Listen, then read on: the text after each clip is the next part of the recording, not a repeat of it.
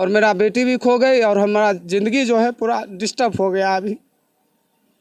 बहुत हम परेशान हो गए। मेरी पत्नी खाती नहीं, हम भी नहीं खाते, 8 दिन से सोए नहीं, खाना ठीक से नहीं खाते, लगता है चक्कर खा के गिर जाएंगे।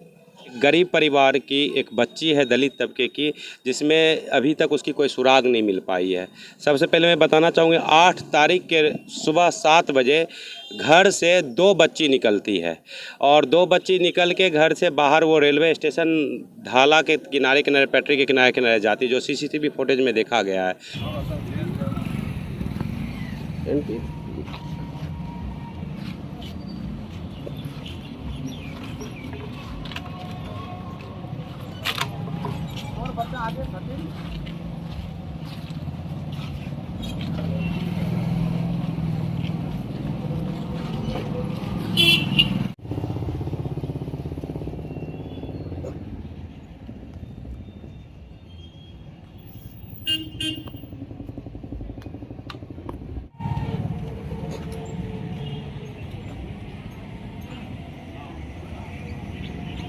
कोचिंग के लिए 7 बजे सुबह में निकली, 8 तारीख को, 8 जून को।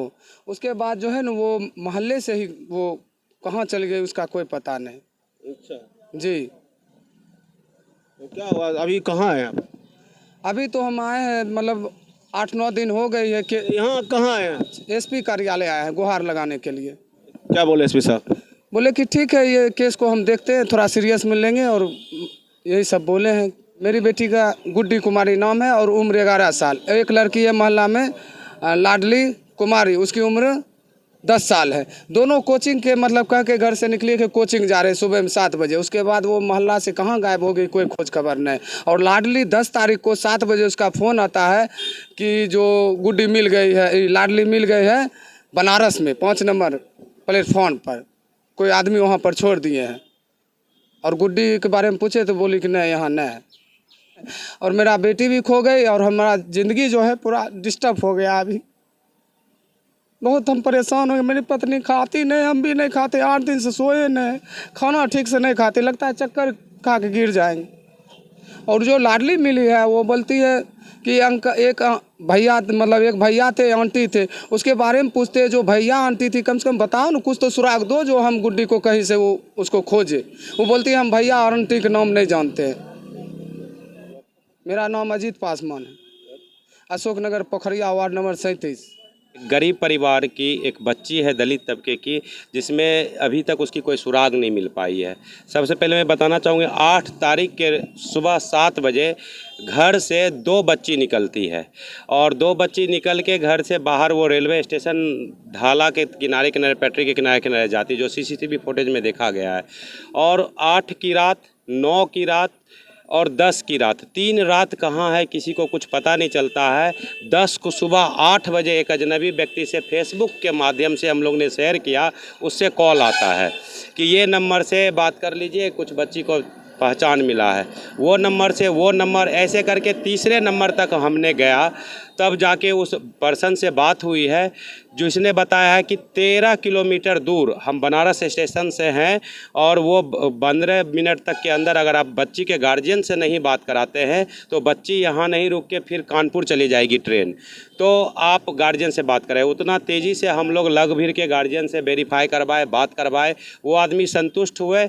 बच्ची को प्लेटफॉर्म नंबर 5 पे आरपीएफ के अनुसार वो छोड़ के चला गया है और वो बच्ची आरपीएफ हैंडओवर कर लिए। हैंडओवर करने के बाद चाइल्ड केयर वाले लेके जुमनाइल को दे दिया है और उसी रात हमने अपने 4 व्हीलर से बच्ची के परिवार के साथ पिता को लेके बनारस से जाके उस बच्ची को बरामद किए कि दूसरी बच्ची जो है उसका कुछ सुराग मिले, आखिर किस वजह से गई है और किसके साथ में थी वो लड़की।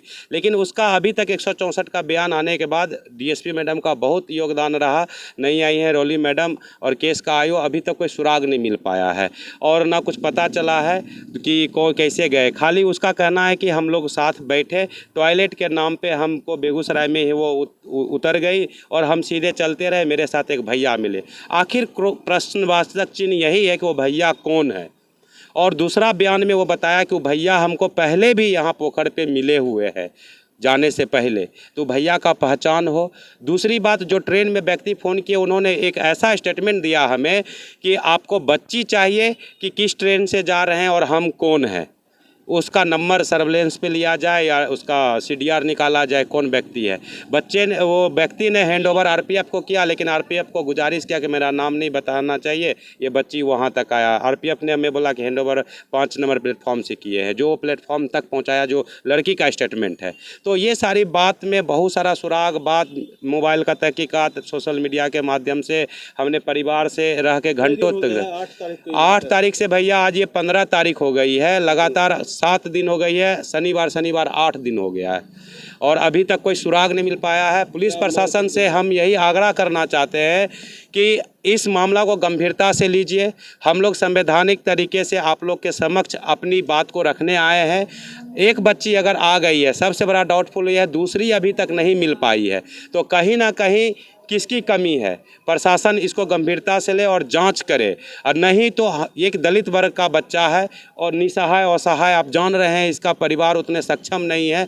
नहीं तो बड़ी आंदोलन के साथ हम बोलना चाह रहे हैं विनम्र तरीके से कि प्रदर्शन करने पे मजबूर होंगे अगर बच्ची का कोई सुराग नहीं मिलता है। आश्वासन एसपी साहब से मुझे स्वस्थ किए हैं कि विकास जी आप निश्चिंत रहें, मैं और इस मामला को गंभीरता तक, जब भी हम गए भैया हम दोनों से कॉन्टैक्ट में रहे, एसपी साहब से भी, थाना प्रभारी से भी, कि लाने जा रहे हैं, बच्ची को रिसीव कर लिए हैं हम, यहाँ तक हैं, बहुत सारी सुराग है, आप इस पर छानबीन कीजिए। लेकिन 2 दिन हो गया लाने के बावजूद अभी तक एक भी क्लू नहीं मिला है, जिस कारण आज हमको मीडिया बाइट देने पे मजबूर होना पड़ा है सभी से कि कहीं ना कहीं वो बच्ची अभी सुरक्षित है या नहीं, कहाँ है, ये इसका जानना हमें साक्ष्य बहुत ज़रूरी है।